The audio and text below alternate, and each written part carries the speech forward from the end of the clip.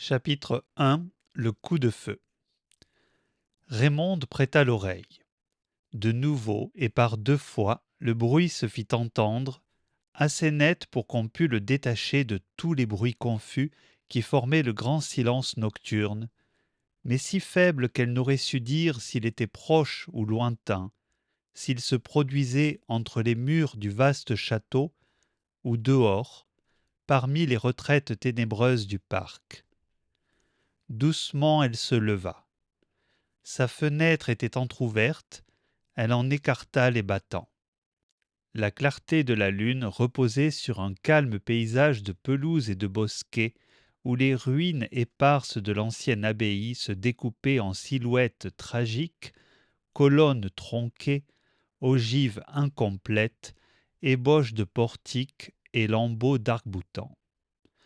Un peu d'air flottait à la surface des choses, glissant à travers les rameaux nus et immobiles des arbres, mais agitant les petites feuilles naissantes des massifs.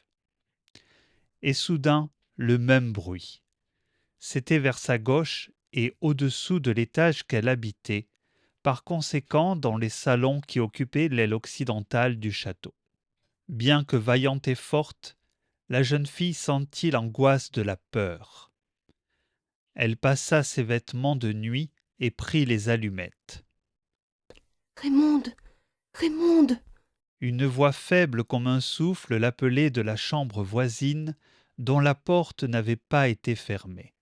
Elle s'y rendait à tâtons lorsque Suzanne, sa cousine, sortit de cette chambre et s'effondra dans ses bras.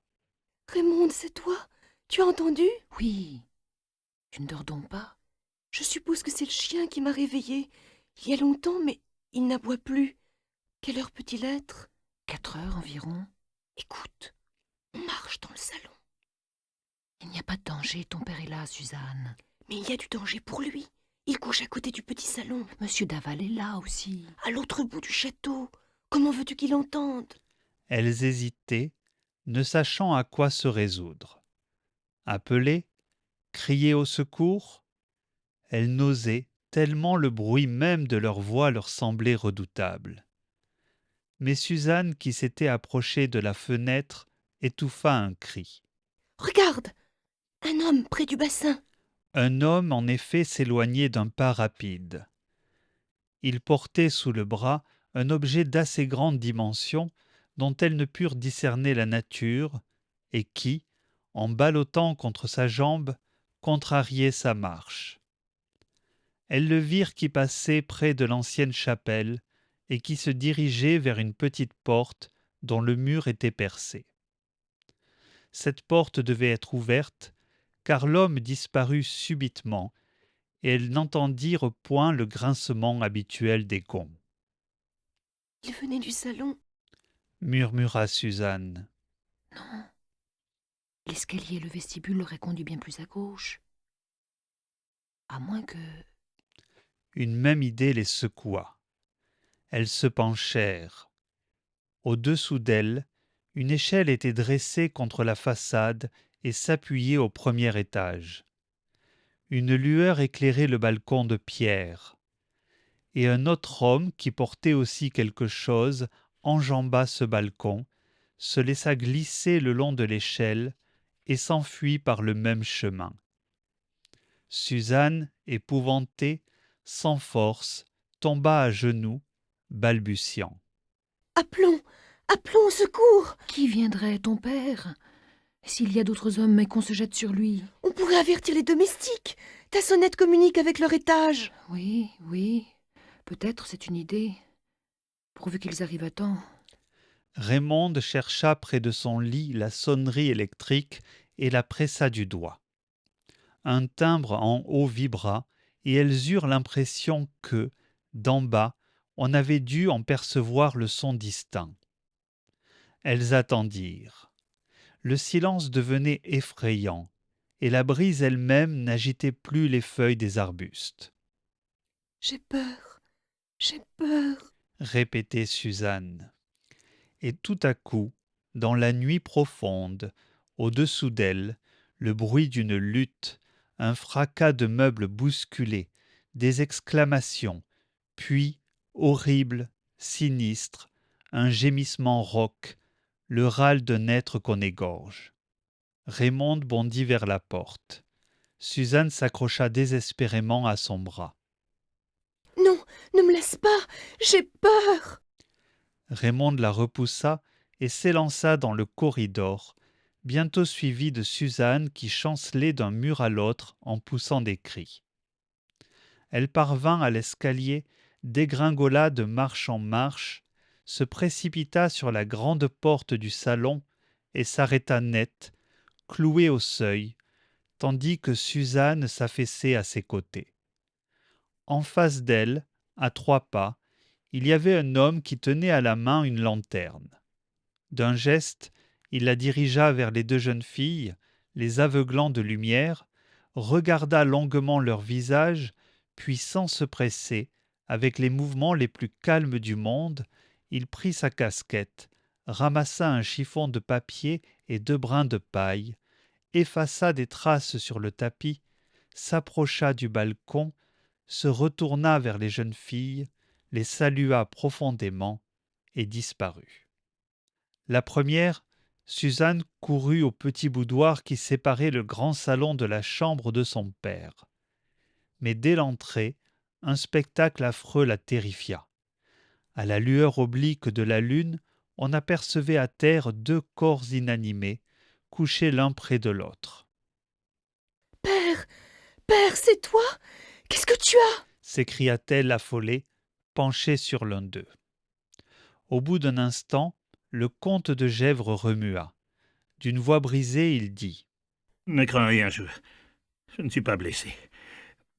Et Daval, est-ce qu'il vit? Le couteau! Le couteau !» À ce moment, 2 domestiques arrivaient avec des bougies. Raymonde se jeta devant l'autre corps et reconnut Jean Daval, le secrétaire et l'homme de confiance du comte. Sa figure avait déjà la pâleur de la mort. Alors elle se leva, revint au salon, prit, au milieu d'une panoplie accrochée au mur, un fusil qu'elle savait charger, et passa sur le balcon. Il n'y avait, certes, pas plus de 50 à 60 secondes que l'individu avait mis le pied sur la première barre de l'échelle. Il ne pouvait donc être bien loin d'ici, d'autant plus qu'il avait eu la précaution de déplacer l'échelle pour qu'on ne pût s'en servir. Elle l'aperçut bientôt, en effet, qui longeait les débris de l'ancien cloître. Elle épaula, visa tranquillement et fit feu. L'homme tomba.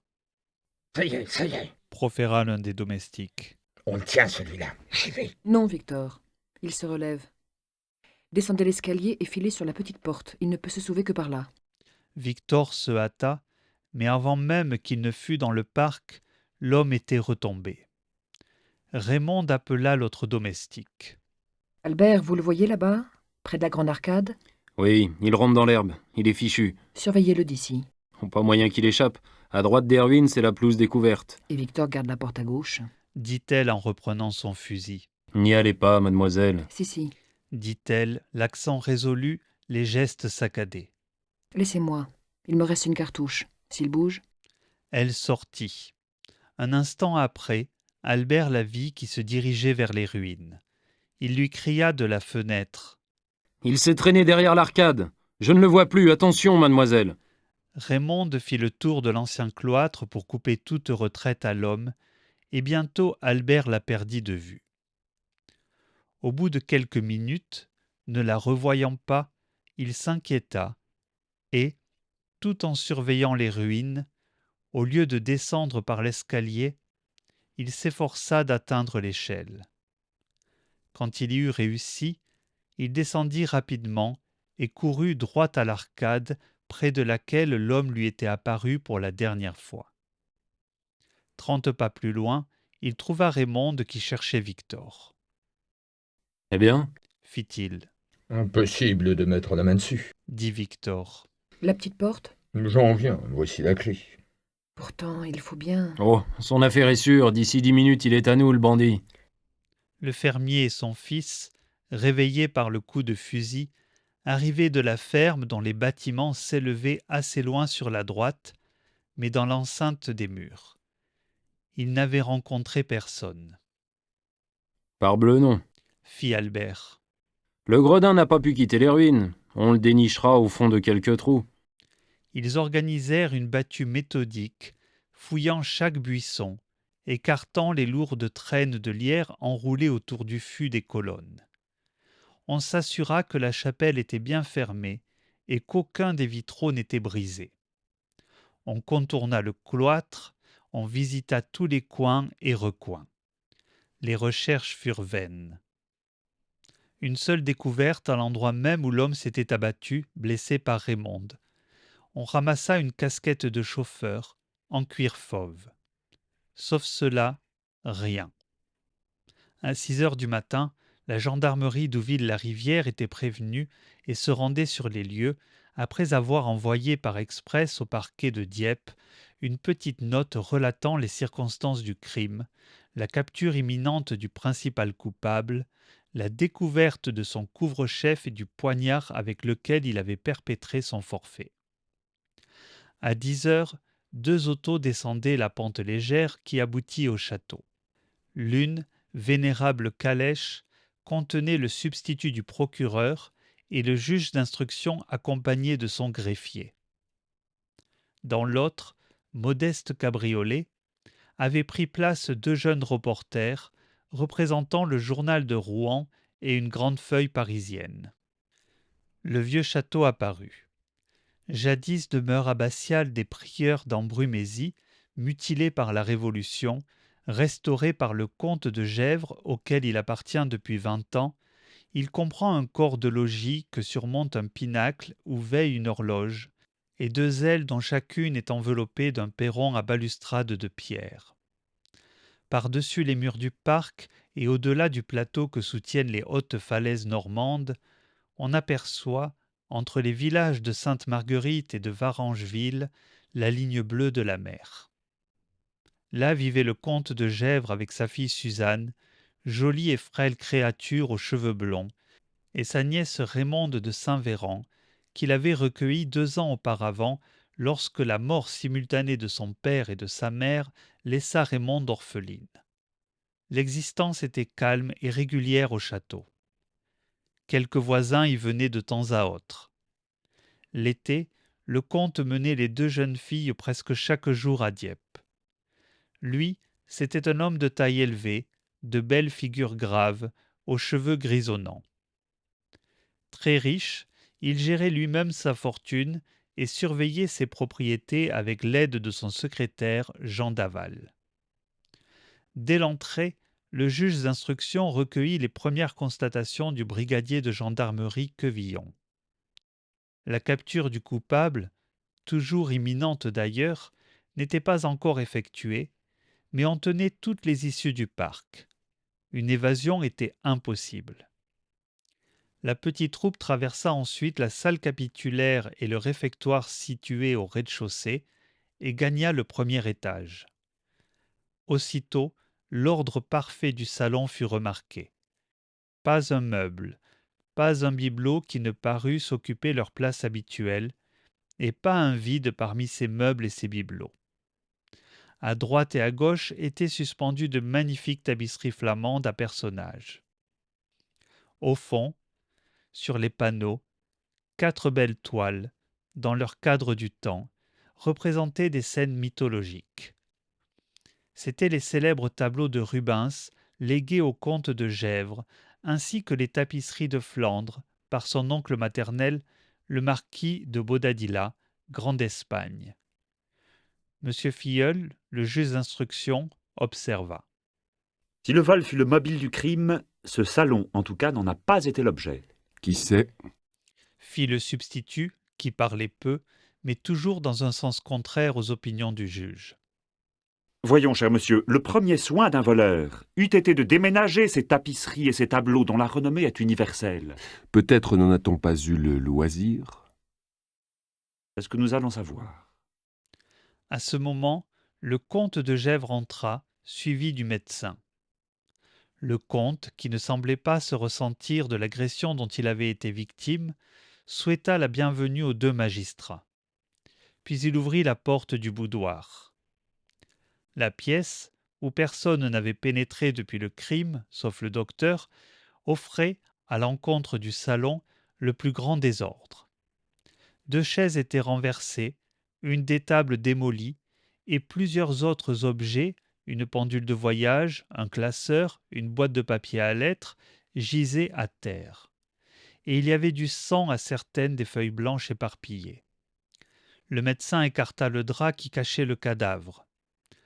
Jean Daval, habillé de ses vêtements ordinaires de velours et chaussé de bottines ferrées, était étendu sur le dos, un de ses bras replié sous lui. On avait ouvert sa chemise, et l'on apercevait une large blessure qui trouait sa poitrine, La mort a dû être instantanée. déclara le docteur. Un coup de couteau a suffi. C'est sans doute Dit le juge. le couteau que j'ai vu sur la cheminée du salon, près d'une casquette de cuir. Oui, Certifia le comte de Gesvres. le couteau fut ramassé ici même. Il provient de la panoplie du salon d'où ma nièce, mademoiselle de Saint-Véran, arracha le fusil. Quant à la casquette de chauffeur, c'est évidemment celle du meurtrier. Monsieur Filleul étudia encore certains détails de la pièce, adressa quelques questions au docteur, puis pria monsieur de Gesvres de lui faire le récit de ce qu'il avait vu et de ce qu'il savait. Voici en quels termes le comte s'exprima. C'est Jean Daval qui m'a réveillé. Je dormais mal d'ailleurs, avec des éclairs de lucidité où j'avais l'impression d'entendre des pas, quand tout à coup, en ouvrant les yeux, je l'aperçus, au pied de mon lit, sa bougie à la main, et tout habillé, comme il est actuellement, car il travaillait souvent très tard dans la nuit. Il semblait fort agité, et il me dit à voix basse, « Il y a des gens dans le salon. » En effet, je perçus du bruit. Je me levai, et j'entrebâillai doucement la porte de ce boudoir. Au même instant, cette autre porte qui donne sur le grand salon était poussée, et un homme apparaissait qui bondit sur moi et m'étourdit d'un coup de poing à la tempe. Je vous raconte cela sans aucun détail, monsieur le juge d'instruction, pour cette raison que je ne me souviens que des faits principaux et que ces faits se sont passés avec une extraordinaire rapidité. Et après? Oh, après, je ne sais plus. Quand je suis revenu à bois, Daval était étendu, mortellement frappé. À première vue, vous ne soupçonnez personne. Personne. Vous n'avez aucun ennemi? Je ne m'en connais pas. Monsieur Daval n'en avait pas non plus. Daval? Un ennemi? C'était la meilleure créature qui fût. Depuis 20 ans que Jean Daval était mon secrétaire, et je puis le dire, mon confident, je n'ai jamais vu autour de lui que des sympathies et des amitiés. Pourtant, il y a eu escalade, il y a eu meurtre. Il faut bien un motif à cela. Le motif, monsieur, le vol, purement et simplement. On vous a donc volé quelque chose. Rien. Alors? Alors, si on n'a rien volé, s'il ne manque rien, on a du moins emporté quelque chose. Quoi? Je l'ignore. Mais ma fille et ma nièce vous diront en toute certitude qu'elles ont vu successivement 2 hommes traverser le parc et que ces 2 hommes portaient d'assez volumineux fardeaux. Ces demoiselles? Ces demoiselles ont rêvé. Je serais tenté de le croire, car depuis ce matin, je m'épuise en recherche et en suppositions. Mais il est aisé de les interroger. On fit venir les 2 cousines dans le grand salon. Suzanne, toute pâle et tremblante encore, pouvait à peine parler. Raymonde, plus énergique et plus virile, plus belle aussi avec l'éclat doré de ses yeux bruns, raconta les événements de la nuit et la part qu'elle y avait prise. De sorte, mademoiselle, que votre déposition est catégorique. Absolument. Les 2 hommes qui traversaient le parc emportaient des objets. Le troisième? Il est parti d'ici les mains vides. Pourriez-vous nous donner son signalement? Il n'a cessé de nous éblouir avec sa lanterne, tout au plus dirais-je qu'il est grand et lourd d'aspect. Est-ce ainsi qu'il vous est apparu, mademoiselle? Demanda le juge à Suzanne de Gesvres. Oui, ou plutôt non. Fit Suzanne en réfléchissant. Moi, je l'ai vu de taille moyenne et mince. Monsieur Filleul sourit, habitué aux divergences d'opinion et de vision chez les témoins d'un même fait. Nous voici donc en présence d'une part d'un individu, celui du salon, qui est à la fois grand et petit, gros et mince, et de l'autre de 2 individus, ceux du parc, que l'on accuse d'avoir enlevé de ce salon des objets qui s'y trouvent encore. Monsieur Filleul était un juge de l'école ironiste, comme il le disait lui-même. C'était aussi un juge qui ne détestait point la galerie ni les occasions de montrer au public son savoir-faire, ainsi que l'attestait le nombre croissant des personnes qui se pressaient dans le salon. Aux journalistes s'étaient joints le fermier et son fils, le jardinier et sa femme, puis le personnel du château, puis les 2 chauffeurs qui avaient amené les voitures de Dieppe. Il reprit. Il s'agirait aussi de se mettre d'accord sur la façon dont a disparu ce 3e personnage. Vous avez tiré avec ce fusil, mademoiselle, et de cette fenêtre. Oui, l'homme atteignait la pierre tombale presque enfouie sous les ronces à gauche du cloître. Mais il s'est relevé. À moitié seulement. Victor est aussitôt descendu pour garder la petite porte, et je l'ai suivi, laissant ici en observation notre domestique Albert. Albert à son tour fit sa déposition et le juge conclut.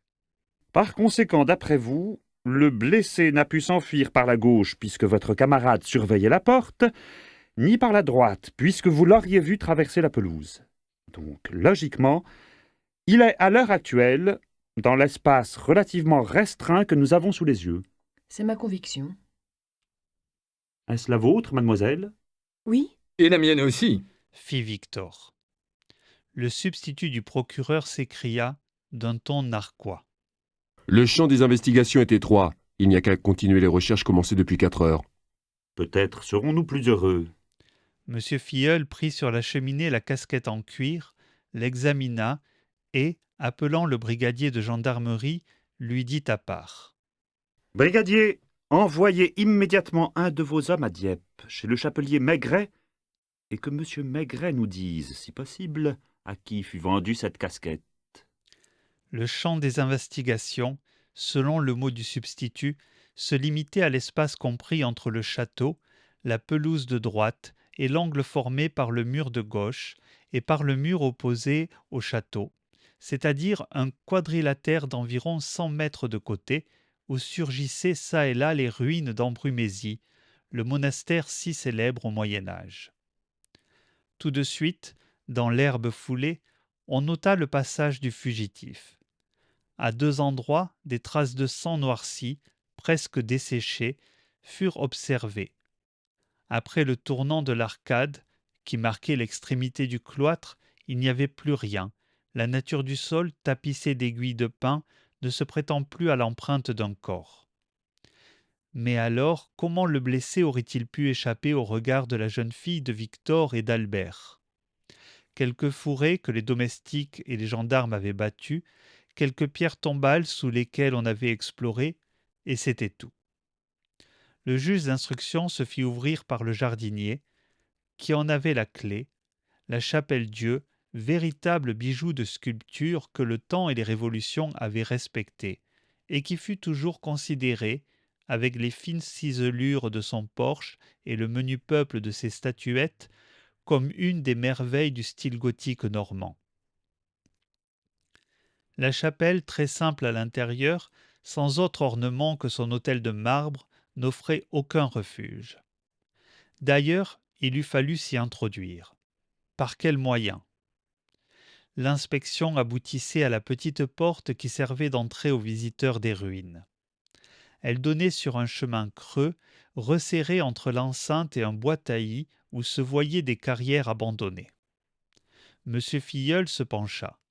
La poussière du chemin présentait des marques de pneumatiques, à bandage antidérapant. De fait, Raymond et Victor avaient cru entendre, après le coup de fusil, le halètement d'une auto. Le juge d'instruction insinua. « Le blessé aura rejoint ses complices. » Impossible. S'écria Victor. J'étais là alors que mademoiselle et Albert n'apercevaient encore. Enfin quoi, il faut pourtant bien qu'il soit quelque part. Dehors ou dedans, nous n'avons pas le choix. Il est ici, dirent les domestiques avec obstination. Le juge haussa les épaules et s'en retourna vers le château, assez morose. Décidément, l'affaire s'annonçait mal. Un vol où rien n'était volé, un prisonnier invisible, il n'y avait pas de quoi se réjouir. Il était tard. Monsieur de Gesvres pria les magistrats à déjeuner ainsi que les 2 journalistes. On mangea silencieusement, puis M. Filleul retourna dans le salon où il interrogea les domestiques. Mais le trot d'un cheval résonna du côté de la cour et, un instant après, le gendarme que l'on avait envoyé à Dieppe entra. Eh bien, vous avez vu le chapelier? s'écria le juge, impatient d'obtenir enfin un renseignement. La casquette a été vendue à un chauffeur. Un chauffeur? Oui, un chauffeur qui s'est arrêté avec sa voiture devant le magasin et qui a demandé si on pouvait lui fournir pour l'un de ses clients une casquette de chauffeur en cuir jaune. Il restait celle-là, il a payé sans même s'occuper de la pointure et il est parti. Il était très pressé. Quelle sorte de voiture? Un coupé à 4 places. Et quel jour était-ce? Quel jour? Mais ce matin. Ce matin, qu'est-ce que vous me chantez là? La casquette a été achetée ce matin. Mais c'est impossible, puisqu'elle a été trouvée cette nuit dans le parc. Pour cela, il fallait qu'elle y fût, et par conséquent qu'elle eût été achetée auparavant. Ce matin, le chapelier me l'a dit. Il y eut un moment d'effarement. Le juge d'instruction, stupéfait, tâchait de comprendre. Soudain, il sursauta, frappé d'un coup de lumière. Qu'on amène le chauffeur qui nous a conduits ce matin. Le brigadier de gendarmerie et son subordonné coururent en hâte vers les écuries. Au bout de quelques minutes, le brigadier revenait seul. Le chauffeur. Il s'est fait servir à la cuisine, il a déjeuné et puis... Et puis? Il a filé. Avec sa voiture? Non. Sous prétexte d'aller voir un de ses parents en Houville, il a emprunté la bicyclette du palefrenier. Voici son chapeau et son paletot. S'il n'est pas parti tête nue. Et il a tiré de sa poche une casquette et il l'a mise. Une casquette? Oui, en cuir jaune, paraît-il. En cuir jaune? Mais non, puisque la voilà. En effet, monsieur le juge d'instruction, mais la sienne est pareille. Le substitut eut un léger ricanement. Très drôle, très amusant. Il y a 2 casquettes. L'une, qui était la véritable et qui constituait notre seule pièce à conviction, est partie sur la tête du pseudo-chauffeur. L'autre, la fausse, vous l'avez entre les mains. Ah, le brave homme nous a proprement roulés. Qu'on le rattrape, qu'on le ramène. Cria M. Filleul. Brigadier Quevillon, 2 de vos hommes à cheval et au galop. Il est loin. Dit le substitut. Si loin qu'il soit, il faudra bien qu'on mette la main sur lui. Je l'espère. Mais je crois, monsieur le juge d'instruction, que nos efforts doivent surtout se concentrer ici. Veuillez lire ce papier que je viens de trouver dans les poches du manteau. Quel manteau? Celui du chauffeur. Et le substitut du procureur tendit à M. Filleul un papier plié en 4 où se lisaient ces quelques mots tracés au crayon, d'une écriture un peu vulgaire. Malheur à la demoiselle si elle a tué le patron. L'incident causa une certaine émotion. À bon entendeur. Salut. Nous sommes avertis. Murmura le substitut. Monsieur le comte, Reprit le juge d'instruction. je vous supplie de ne pas vous inquiéter. Vous non plus, mademoiselle. Cette menace n'a aucune importance, puisque la justice assure les lieux. Toutes les précautions seront prises. Je réponds de votre sécurité. Quant à vous, messieurs, Ajouta-t-il en se tournant vers les 2 reporters, je compte sur votre discrétion. C'est grâce à ma complaisance que vous avez assisté à cette enquête. Ce serait mal me récompenser. il s'interrompit, comme si une idée le frappait, regarda les jeunes gens tour à tour, et s'approcha de l'un d'eux. À quel journal êtes-vous attaché? Au journal de Rouen. Vous avez une carte d'identité? La voici. Le document était en règle. Il n'y avait rien à dire. M. Filleul interpella l'autre reporter. Et vous, monsieur? Moi? Oui. Vous? Je vous demande à quelle rédaction vous appartenez. Mon Dieu, monsieur juge d'instruction, j'écris dans plusieurs journaux. Votre carte d'identité? Je n'en ai pas. Ah, et comment se fait-il? Pour qu'un journal vous délivre une carte, il faut y écrire de façon suivie. Eh bien, je ne suis que collaborateur occasionnel. J'envoie de droite et de gauche des articles qui sont publiés ou refusés selon les circonstances. en ce cas, votre nom, vos papiers. Mon nom ne vous apprendrait rien. Quant à mes papiers, je n'en ai pas. Vous n'avez pas un papier quelconque faisant foi de votre profession. Je n'ai pas de profession. Mais enfin, monsieur, S'écria le juge avec une certaine brusquerie. vous ne prétendez cependant pas garder l'incognito après vous être introduit ici par ruse et avoir surpris les secrets de la justice. Je vous prierai de remarquer, monsieur le juge d'instruction, que vous ne m'avez rien demandé quand je suis venu et que par conséquent je n'avais rien à dire. En outre, il ne m'a pas semblé que l'enquête fût secrète puisque tout le monde y assistait, même un des coupables. Il parlait doucement, d'un ton de politesse infinie. C'était un tout jeune homme, très grand et très mince, vêtu d'un pantalon trop court et d'une jaquette trop étroite. Il avait une figure rose de jeune fille, un front large planté de cheveux en brosse et une barbe blonde mal taillée. Ses yeux brillaient d'intelligence. Il ne semblait nullement embarrassé et souriait d'un sourire sympathique où il n'y avait pas trace d'ironie. Monsieur Filleul l'observait avec une méfiance agressive. Les 2 gendarmes s'avancèrent. Le jeune homme s'écria gaiement. Monsieur le juge d'instruction, il est clair que vous me soupçonnez d'être un des complices. Mais s'il en était ainsi, ne me serais-je point esquivé au bon moment selon l'exemple de mon camarade? Vous pouviez espérer... Tout espoir eût été absurde. Réfléchissez, monsieur le juge d'instruction, et vous conviendrez qu'en bonne logique... Monsieur Filleul le regarda dans les yeux et sèchement. Assez de plaisanterie. Votre nom? Isidore Beautrelet, Votre profession? élève de rhétorique au lycée Janson de Sailly. Monsieur Filleul le regarda dans les yeux et sèchement. Que me chantez-vous là? Élève de rhétorique. Au lycée Janson, rue de la Pompe, numéro... Ah, ça! Mais S'exclama monsieur Filleul. vous vous moquez de moi. Il ne faudrait pas que ce petit jeu se prolongeât. Je vous avoue, monsieur le juge d'instruction, que votre surprise m'étonne. Qu'est-ce qui s'oppose à ce que je sois élève au lycée Janson? Ma barbe, peut-être? Rassurez-vous, ma barbe est fausse. Isidore Beautrelet arracha les quelques boucles qui ornaient son menton, et son visage imberbe parut plus juvénile encore et plus rose, un vrai visage de lycéen. Et tandis qu'un rire d'enfant découvrait ses dents blanches, Êtes-vous convaincu maintenant? Et vous faut-il encore des preuves? Tenez, lisez sur ces lettres de mon père. L'adresse, Monsieur Isidore Beautrelet, interne au lycée Janson de Sailly. convaincu ou non, monsieur Filleul n'avait point l'air de trouver l'histoire à son goût. Il demanda d'un ton bourru. Que faites-vous ici? Mais je m'instruis. Il y a des lycées pour cela, le vôtre. Vous oubliez, monsieur le juge d'instruction, qu'aujourd'hui, 23 avril, nous sommes en pleine vacances de Pâques. Eh bien, J'ai toute liberté d'employer ces vacances à ma guise. votre père? Mon père habite loin, au fond de la Savoie, et c'est lui-même qui m'a conseillé un petit voyage sur les côtes de la Manche. Avec une fausse barbe. Oh, ça non! L'idée est de moi. Au lycée, nous parlons beaucoup d'aventures mystérieuses, nous lisons des romans policiers où l'on se déguise, nous imaginons des tas de choses compliquées et terribles. Alors, j'ai voulu m'amuser et j'ai mis une fausse barbe. En outre, j'avais l'avantage qu'on me prenait au sérieux et je me faisais passer pour un reporter parisien. C'est ainsi qu'hier soir, après plus d'une semaine insignifiante, j'ai eu le plaisir de connaître mon confrère de Rouen et que, ce matin, ayant appris l'affaire d'Ambrumésie, il m'a proposé fort aimablement de l'accompagner et de louer une voiture de compte admis. Isidore Beautrelet disait tout cela avec une simplicité franche, un peu naïve, et dont il n'était point possible de ne pas sentir le charme.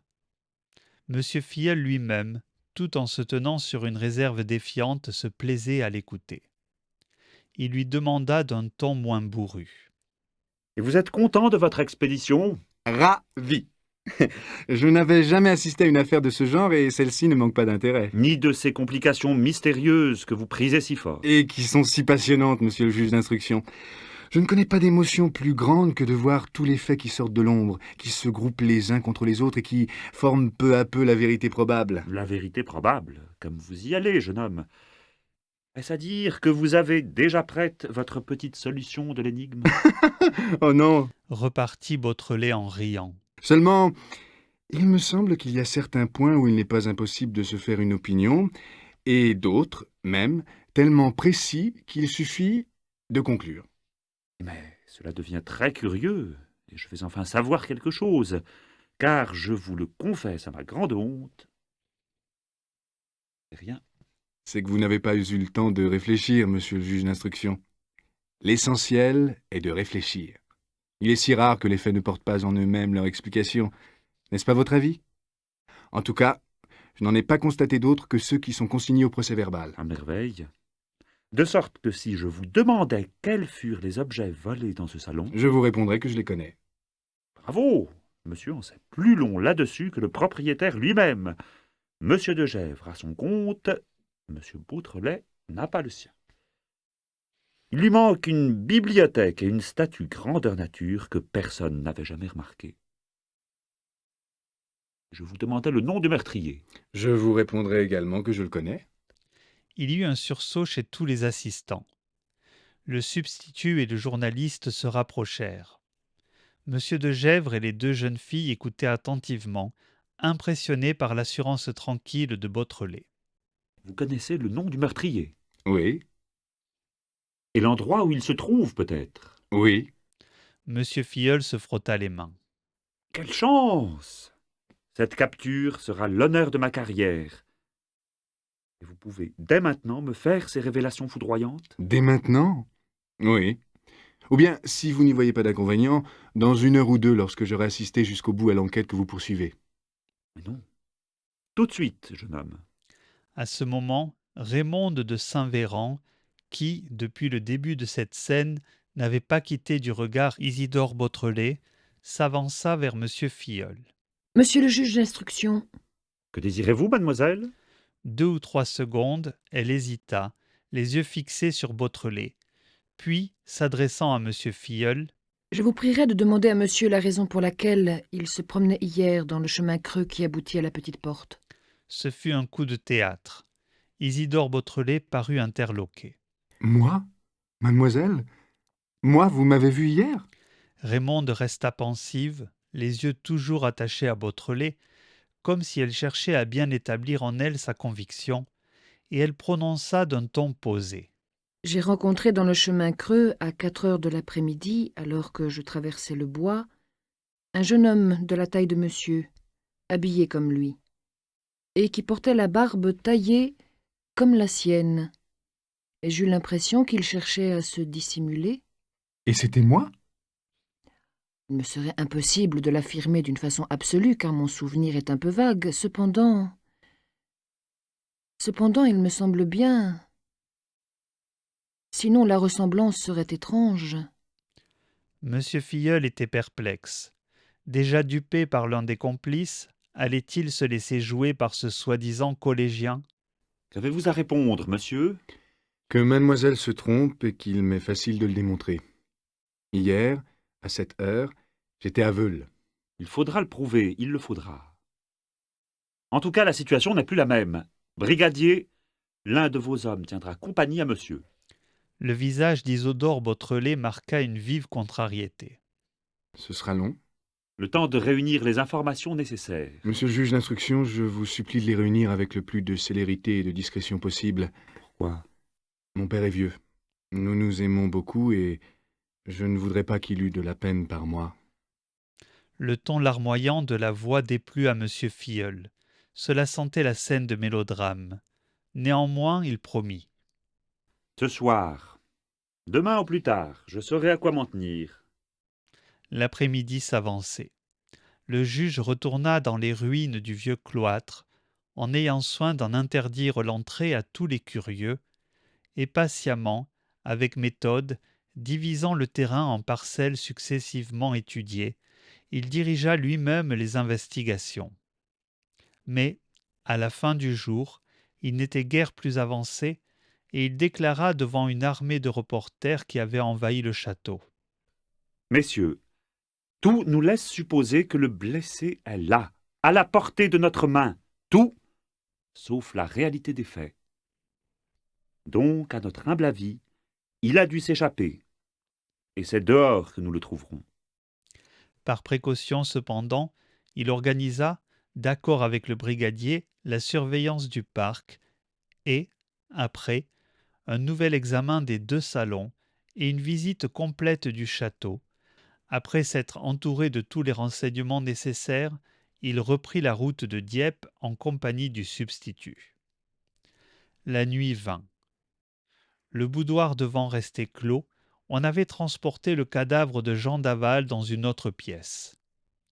2 femmes du pays le veillaient, secondées par Suzanne et Raymonde. En bas, sous l'œil attentif du garde champêtre, que l'on avait attaché à sa personne, le jeune Isidore Beautrelet sommeillait sur le banc de l'ancien oratoire. Dehors, les gendarmes, le fermier et une douzaine de paysans s'étaient postés parmi les ruines et le long des murs. Jusqu'à 11 heures, tout fut tranquille, mais à 11h10, un coup de feu retentit de l'autre côté du château. « Attention » hurla le brigadier. « Que 2 des hommes restent ici, Fossier et Le Canut, les autres au pas de course. » tous, ils s'élancèrent et doublèrent le château par la gauche. Dans l'ombre, une silhouette s'esquiva. Puis, tout de suite, un second coup de feu les attira plus loin, presque aux limites de la ferme. Et soudain, comme ils arrivaient en troupe à la haie qui borde le verger, une flamme jaillit à droite de la maison réservée aux fermiers, et d'autres flammes aussitôt s'élevèrent en colonnes épaisses. C'était une grange qui brûlait, bourrée de paille jusqu'à son faîte. « Les coquins !» cria le brigadier Quevillon. « C'est eux qui ont mis le feu. Sautons dessus, mes enfants, ils ne peuvent pas être loin. » Mais la brise courbant les flammes vers le corps de logis, avant tout il fallut parer au danger. Ils s'y employèrent tous avec d'autant plus d'ardeur que M. de Gesvres, accouru sur le lieu du sinistre, les encouragea par la promesse d'une récompense. Quand on se fut rendu maître de l'incendie, il était 2 heures du matin. Toute poursuite eût été vaine. « Nous verrons cela au grand jour, » dit le brigadier. « Pour sûr, ils ont laissé des traces. On les retrouvera. » « Et je ne serai pas fâché, » ajouta M. de Gesvres, « de savoir la raison de cette attaque. Mettre le feu à des bottes de paille me paraît bien inutile. » « Venez avec moi, monsieur le comte. La raison, je vais peut-être vous la dire. » Ensemble, ils arrivaient aux ruines du cloître. Le brigadier appela. « Le canut ? Fossier !» D'autres gendarmes cherchaient déjà leurs camarades laissés en faction. On finit par les découvrir à l'entrée de la petite porte.